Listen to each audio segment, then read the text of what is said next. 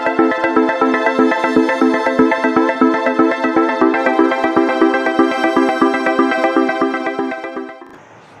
Student, कैसे हैं आप लोग? आई होप अच्छे होंगे। चलिए, अभी भी हम लोग इलेक्ट्रोस्टैटिक्स को ही कंटिन्यू कर रहे हैं और आज इसी इलेक्ट्रोस्टैटिक्स के अंदर बहुत इंपॉर्टेंट टॉपिक को हम लोग आज देखने वाले हैं। आज के क्लास में हम लोग एरिया वेक्टर का कॉन्सेप्ट देखेंगे और साथ ही साथ इलेक्ट्रिक फ्लक्स का भी कॉन्सेप्ट देखेंगे और इलेक्ट्रिक फ्लक्स को बहुत अच्छे तरीके से देखेंगे और इसके ऊपर कुछ न्यूमेरिकल भी आज हम लोग सॉल्व करके देखेंगे ताकि आपको इलेक्ट्रिक फ्लक्स का कॉन्सेप्ट समझने में कोई दिक्कत और परेशानी नहीं होगी। तो चलिए, बहुत ही ज़्यादा इंपॉर्टेंट है क्योंकि जब भी हम गॉस थ्योरम को स्टडी करेंगे तो गॉस थ्योरम को हम बिना इलेक्ट्रिक फ्लक्स का कॉन्सेप्ट जाने बगैर गॉस थ्योरम को हम अच्छे से समझ नहीं सकते हैं। तो इसलिए आज हम गॉस थ्योरम को पढ़ाने से पहले हमने इलेक्ट्रिक फ्लक्स के कॉन्सेप्ट को डील करना इंपॉर्टेंट समझा। इसलिए आज के क्लास में बेसिकली हम लोग इलेक्ट्रिक फ्लक्स के बारे में डिटेल में हम लोग डिस्कस करके देखने वाले। तो चलिए देखते हैं सबसे पहले एरिया वेक्टर क्या होता है, what is the meaning of area vector. तो बहुत ही सिंपल, आप देख सकते हैं बोर्ड पे लिखा भी है।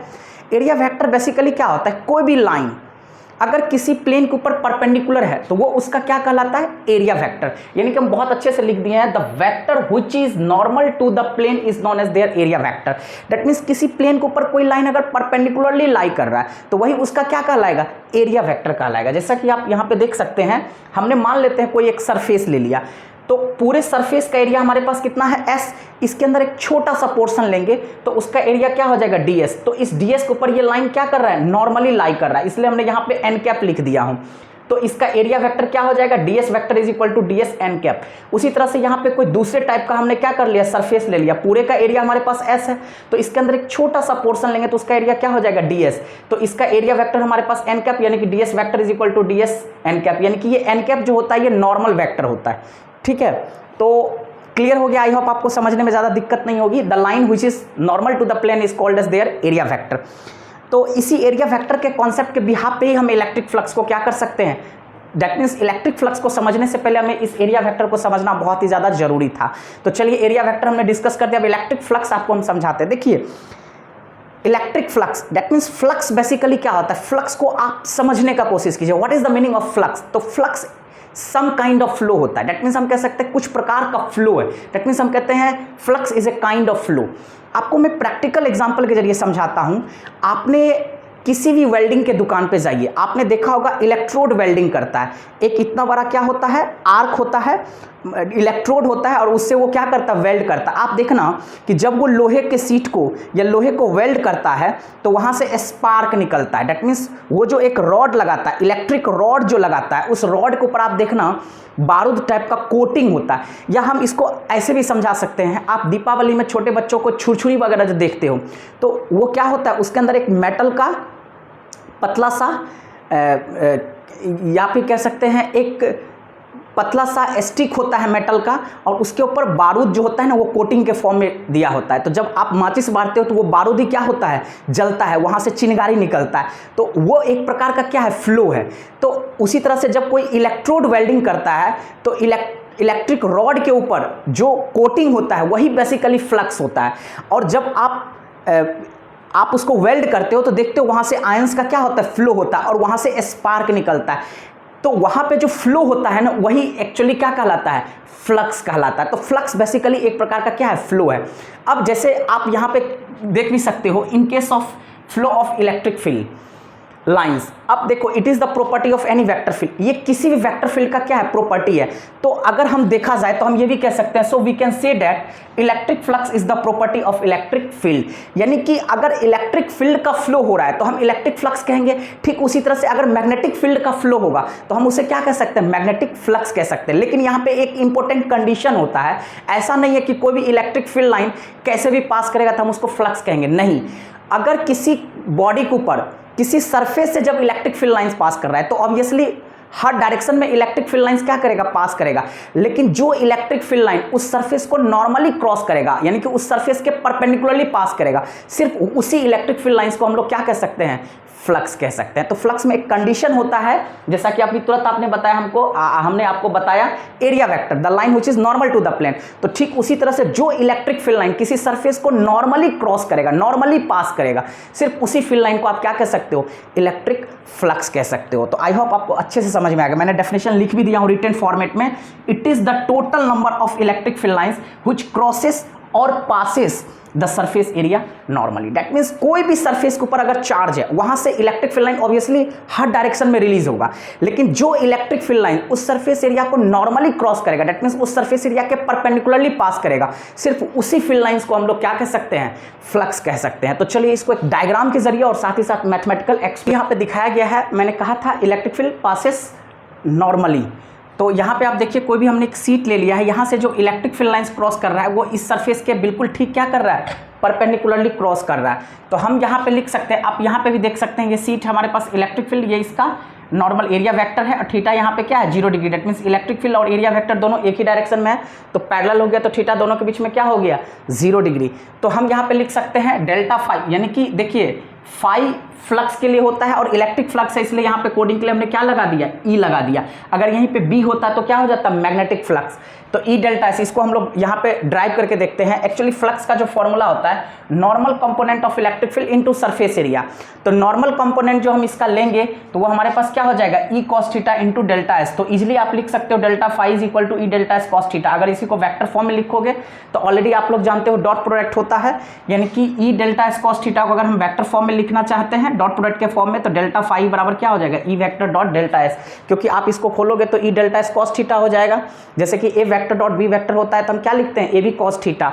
उसी तरह से अगर यहाँ पे ई डॉट डेल्टा एस है तो हम इसको खोलेंगे तो क्या लिख देंगे, ई डेल्टा एस कॉस थीटा। तो ये हमारे पास फ्लक्स का क्या आ गया, मैथमेटिकल एक्सप्रेशन आ गया। अब एक इंटरेस्टिंग चीज आपको यहाँ पे देखना है, मान लेते हैं हमने एक क्लोज सरफेस ले लिया, जैसा कि आप यहाँ पे देख सकते हो, यहाँ पे आपके पास क्या है, क्लोज सरफेस है एस। अब इसके अंदर छोटा सा पोर्शन हमने ले लिया जिसका एरिया वेक्टर स्मॉल एरिया क्या हो गया, स्मॉल एरिया एलिमेंट कितना हो गया, ds1। तो मान लेते हैं कि ये जो हमने सरफेस लिया है, ठीक है, in case of non uniform electric field, that means इस सरफेस के अक्रॉस जो इलेक्ट्रिक फील्ड है वो नॉन यूनिफॉर्म है, यूनिफॉर्मली पास नहीं हो रहा है। दैट मीन्स हर एरिया से अलग अलग मैग्नीट्यूड का इलेक्ट्रिक फील्ड क्या हो रहा है, पास हो रहा है। यानी कि हमने वही चीज लिखा in case of non uniform electric field. तो हम ऑब्वियसली ये जो टोटल क्लोज सरफेस एरिया है एस, इसको बहुत छोटे छोटे एलिमेंट में क्या कर सकते हैं, डिवाइड कर सकते हैं। यानी कि let S be the divided into small area elements. ये बहुत छोटे छोटे एरिया एलिमेंट में क्या हो सकता है, डिवाइड हो सकता है, जो कि यहाँ पे लिखा है delta S1 vector, delta S2 vector और डेल्टा, आप यहाँ पे देख भी सकते हैं। अगर हम इस स्मॉल एरिया को, दैट मीन्स ये जो हमारे पास एरिया है, इसको अगर हम स्मॉल एरिया एलिमेंट में डिवाइड करेंगे तो ये क्या हो जाएगा, delta S1 vector, delta S2 vector और अप टू कहाँ तक चला जाएगा, डेल्टा Sn। दैट मीन्स हम इसको n स्मॉल एलिमेंट एरिया में क्या कर सकते हैं, डिवाइड कर सकते हैं। तो उसके क्रॉसपॉन्डिंग हमारे पास फील्ड एलिमेंट भी हो जाएगा, that means electric field element भी क्या हो जाएगा, E1 vector, E2 vector up to En vector. चलिए हम इस चीज़ को मैथमेटिकली ड्राइव करके देखते हैं। Electric field E1 vector, E2 vector up to कहाँ तक चला गया, En वेक्टर। तो बहुत ही सिंपल, अब हम क्या फाइंड आउट कर सकते हैं, hence the electric flux through the surface S will be, यानी कि वो जो क्लोज सरफेस था S, उसके अक्रॉस टोटल फ्लक्स क्या हो जाएगा। तो phi is equal to E1 vector dot delta S1 vector, E2 vector dot delta S2 vector up to कहाँ तक चला जाएगा, En vector dot delta Sn vector. That means आपने उस क्लोज सरफेस एरिया को क्या किया था, जो क्लोज सरफेस का एरिया था S, उसको हमने छोटे छोटे एरिया में क्या कर दिया था, डिवाइड कर दिया था, जिसका एरिया था delta S1, delta S2 up to delta Sn। तो उसके क्रॉसपॉन्डिंग जो हमारा इलेक्ट्रिक फील्ड एलिमेंट था वो क्या था, E1 E2 अप टू कहाँ तक चला गया, En। तो हर एक स्मॉल एरिया के क्रॉस हम क्या कर सकते हैं, फ्लक्स को फाइंड आउट करेंगे। तो जितना भी एरिया में वो डिवाइड था उन सारे एरिया के अक्रॉस अगर हम फ्लक्स को फाइंड आउट कर लेंगे और सारे का हम क्या कर देंगे, सम कर देंगे, तो we are getting the total flux. वही चीज हमने किया, hence the electric flux through the surface S will be. हमने सारे फ्लक्स को क्या किया, ऐड कर दिया। आप इसी को शॉर्ट फॉर्म में क्या लिख सकते हैं, phi is equal to summation EI vector dot delta SI vector. I का वैल्यू हमारे पास 1 से लेकर के कहाँ तक चला जाएगा, N। तो बहुत ही सिंपल है, इसके जरिए आप टोटल फ्लक्स को फाइंड आउट कर सकते हो। अब देखिए इलेक्ट्रिक फ्लक्स कौन सा क्वांटिटी होता है, स्केलर क्वांटिटी होता है। इसका SI यूनिट क्या होता है, न्यूटन मीटर स्क्वायर पर कूलम। यानी कि आप इजिली इसको लिख सकते हो, जैसा कि देखो फ्लक्स में ऑलरेडी मैंने बताया, फ्लक्स बराबर क्या होता है, इलेक्ट्रिक फील्ड इंटू एरिया, यानी कि E इंटू ए। तो इलेक्ट्रिक फील्ड ऑलरेडी क्या होता है, न्यूटन पर कूलम, और ये मीटर स्क्वायर, तो ऑब्वियसली इसका SI यूनिट क्या हो गया, न्यूटन मीटर स्क्वायर पर कूलम। तो इजीली हमने लिख दिया न्यूटन मीटर स्क्वायर पर कूलम। तो इसमें कोई दिक्कत नहीं है, अगर आपको मैथमेटिकल एक्सप्रेशन पता है तो आप इजीली वहाँ से SI यूनिट को फाइंड आउट कर सकते हो। अब इसी चीज़ को हम एक क्वेश्चन के जरिए, एक प्रॉब्लम के जरिए समझें तो आई होप फ्लक्स को बहुत अच्छे समझ सकते हैं। जैसा कि आप यहाँ पे देख सकते हैं, क्वेश्चन कह रहा है, ये पहला प्रोफाइल का क्वेश्चन है, बहुत ही बेसिक क्वेश्चन है फ्लक्स के ऊपर, कि if electric field is equal to 7i cap plus 4j cap plus 10k cap, यानी कि इलेक्ट्रिक फील्ड यहाँ पे किसके फॉर्म में दे रखा है, वेक्टर फॉर्म में दे रखा है। तो calculate the electric flux through a surface of area 30 units in YZ plane. ये इंटरेस्टिंग फैक्ट है, इसको समझना बहुत ही ज़्यादा है। किस प्लेन के अबाउट दे रखा है, YZ प्लेन। अगर कोई भी चीज़ YZ, जैसे देखिए 3D में आप देखिए कार्टेशियन कोऑर्डिनेट सिस्टम में, अगर ये मेरा x एक्सिस है, ये y एक्सिस को लाई कर रहा है, तो ये किसको लाई कर रहा है, Z एक्सिस को। अगर कोई चीज़ x और y, अगर XY प्लेन के अक्रॉस लाई कर रहा है तो इसके परपेंडिकुलर क्या आ जाएगा, Z आ जाएगा। तो ऑब्वियसली अगर कोई चीज़, यानी कि surface of area 30 units in YZ plane, अगर वो बॉडी YZ प्लेन में लाई कर रहा है तो उससे जो इलेक्ट्रिक फील्ड लाइन पास करेगा, नॉर्मली वही इलेक्ट्रिक फील्ड लाइन होगा जो Z एक्सिस के लॉन्ग क्या करेगा, पास करेगा। क्योंकि आप देखिए यहाँ पे कार्टेशियन कोऑर्डिनेट सिस्टम, अगर कोई चीज़ इस XY प्लेन में लाई कर रहा है तो इससे परपेंडिकुलर फील्ड लाइन वही होगा जो किस एक्सिस के लॉन्ग आएगा, Z एक्सिस के लॉन्ग। तो ऑब्वियसली हम एरिया को किस एक्सिस के लॉन्ग ले सकते हैं, Z एक्सिस। आप यहाँ पे लिख सकते हैं गिवन इलेक्ट्रिक फील्ड आपको क्या दे रखा है, यहाँ पे देख सकते हैं 7i cap plus 4j cap plus कितना है हमारे पास 10k कैप। और यहाँ पे जो आपके पास एरिया है, आप एरिया को क्या लिख सकते हो, S भी लिख सकते हो। S इज इक्वल टू आपके पास कितना दे रखा है, यहाँ पे S इज इक्वल टू आप कितना लिख सकते हो 30। तो 30 यूनिट्स, 30 क्या, तो अगर YZ के अबाउट है तो ऑटोमेटिकली ये किसके अबाउट आ जाएगा, YZ को भूलेंगे, यानी कि सॉरी मैंने गलती बता दी, XY मैंने बोल दिया था, ये किस प्लेन के अबाउट रखा हुआ है, यानी कि हमने कहा था X, Y और Z, तो ये रखा हुआ है YZ। अगर ये YZ के अबाउट रखा हुआ है कोई भी चीज़ तो इसके परपेंडिकुलर किसके अबाउट आएगा, X के अबाउट आएगा। तो वेरी सिंपल, अगर यहाँ पे YZ है तो YZ को भूल कर हम क्या ले लेंगे, X एक्सिस लेंगे, तो यानी कि 30 ये क्या हो जाएगा, I कैप। तो इजीली यहाँ से हम फ्लक्स वी नो डैट, अब यहाँ पे आप लिख सकते हो we know that flux phi E बराबर हमारे पास क्या हो जाएगा, E vector dot S vector. तो वेरी सिंपल, फाई ई बराबर आप क्या लिख सकते हो, यहाँ पे इलेक्ट्रिक फील्ड हमारे पास कितना आ गया 7i cap plus 4j cap plus हमारे पास कितना है 10k कैप, और डॉट हमारे पास कितना आ जाएगा यहाँ पे 30i कैप। तो आप जानते हो डॉट प्रोडक्ट में हमारे पास क्या होता है, जैसा कि आपको मैंने पहले भी बता रखा हूँगा, I cap dot I cap equal to J cap dot J cap equal to K cap dot K cap का वैल्यू हमारे पास 1 होता है, और I cap dot J cap और J cap dot K cap और K cap dot I cap का value कितना होता है 0। तो ऑब्वियसली आई का मल्टीप्लिकेशन सिर्फ किसके साथ होगा, आई, क्योंकि आई को मैं जे के साथ करूंगा तो भी 0, आई को के साथ करूंगा तो भी 0। तो वेरी सिंपल, आप फ्लक्स को डायरेक्ट यहाँ पे लिख सकते हैं, फाई इज इक्वल टू सबसे पहले आई डॉट आई 1 हो जाएगा, 730 कितना हो जाएगा 210, यानी कि इतना यूनिट्स, ये हमारा टोटल फ्लक्स निकल जाएगा, क्योंकि आई कैप डॉट आई कैप कितना हो जाएगा 1। तो इसके जरिए हम बहुत अच्छे से, यानी कि क्वेश्चन में आपको ध्यान रखना है कि अगर हमारा एरिया किस प्लेन के अबाउट लाई कर रहा है, YZ के अबाउट लाइन कर रहा है, डेट मीन्स आपको यहाँ देखना है, अगर ये XY है कोई भी चीज़, अगर X और Y में लाई करेगा तो उसका परपेंडिकुलर फील्ड लाइन Z के अबाउट होगा। अगर ये Y और Z में लाई करेगा, अगर Y और Z में ऐसे रखा हुआ है तो इसका जो परपेंडिकुलर होगा वो किसके अबाउट होगा, X के अबाउट होगा।